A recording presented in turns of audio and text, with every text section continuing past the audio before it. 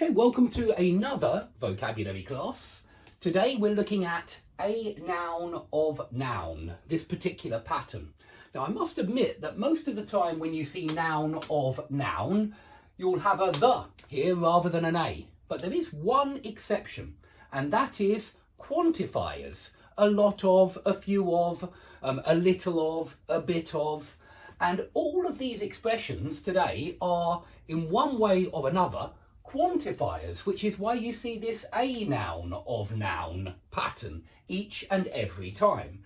And I want to remind you as well that we have already studied a few of these. And look at that, a few of these. It's a quantitative expression.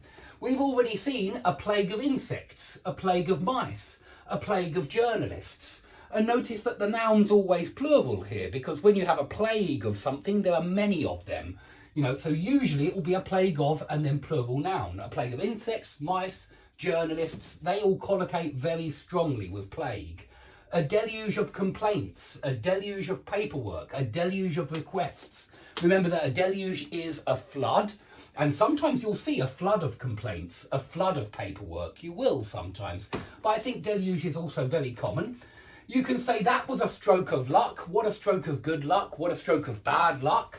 But you can also say that was a stroke of genius. That particular idea or that theory that Einstein came up with or whatever was a stroke of genius. Yeah. And there's one more word which I didn't tell you last time that collocates with stroke that I want to introduce in this class, and that is stroke of work. But this is always in the negative, and it's always when you're criticizing somebody for being bone idle, yeah, for being lazy. You say he never does a stroke of work, and that means he never works, yeah? He doesn't do any work whatsoever. You know, it emphasizes it, it makes it stronger. Okay, so for bone idle people, you can say that. He never does a stroke of work, or she never does a stroke of work.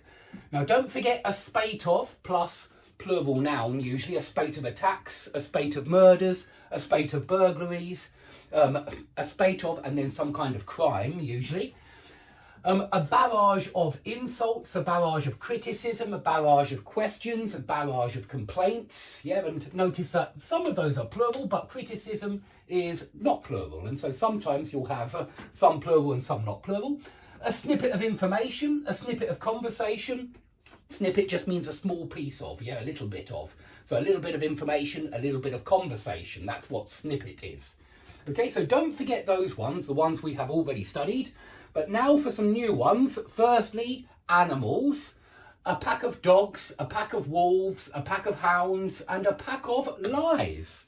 We also use this pack of with lies when somebody is not telling the truth. When they're telling you lots of lies, you can say it was all a pack of lies. Yeah, everything he said was a pack of lies.